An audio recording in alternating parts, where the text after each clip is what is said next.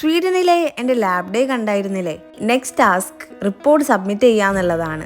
As usual ഞാനും ലക്ഷ്മിപ്രിയും late ആണ്. ഞങ്ങൾ ഓവർ ഡിറ്റർമിനേഷൻ കാരണം ഒരു വർക്ക്ഷോപ്പ് അറ്റൻഡ് ചെയ്യാന്ന് വിചാരിച്ചതാണ്. ആ ഡിറ്റർമിനേഷൻ അധിക നേരം ഒന്നും നീണ്ടു നിന്നില്ല. നമുക്ക് വേഗം റിപ്പോർട്ട് പോയി എഴുതാം. 12 മണിന്റെ മുന്നേ ഇത് സബ്മിറ്റ് ചെയ്തില്ലെങ്കിൽ ആ ക്രെഡിറ്റ്സ് അങ്ങോട്ട് പോയി കിട്ടും.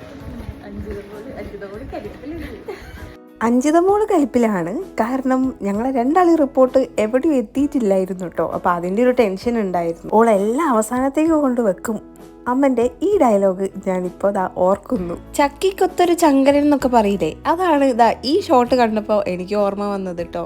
പൊതുവേ ഞാൻ ഈ കോളേജിൻ്റെ വീഡിയോ ഒക്കെ ഇടുമ്പം എനിക്ക് കുറച്ച് എൻക്വയറീസ് ഒക്കെ വരാറുണ്ട്, ഏത് കോഴ്സാണ് ചെയ്യുന്നതെന്നൊക്കെ.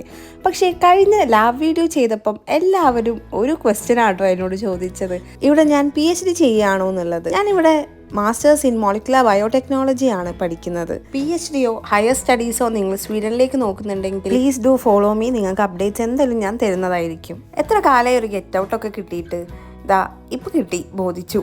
സ്റ്റുഡൻറ് കാർഡ് ഞാൻ എടുക്കാൻ മറന്നിരിക്കുന്നു. അതുകൊണ്ട് തന്നെ നമുക്ക് 4 മണിക്ക് ശേഷം ലൈബ്രറിയിൽ ഇരിക്കാൻ പറ്റില്ല, സെക്യൂരിറ്റി വന്ന് പുറത്താക്കും. അപ്പം ഇനി ബാക്കി കാര്യങ്ങളൊക്കെ വീട്ടിലെത്തിയിട്ട് ചെയ്യാം. 12 മണീൻ്റെ മുന്നേ അപ്ലോഡ് ചെയ്യും എന്ന് വിചാരിക്കുന്നു.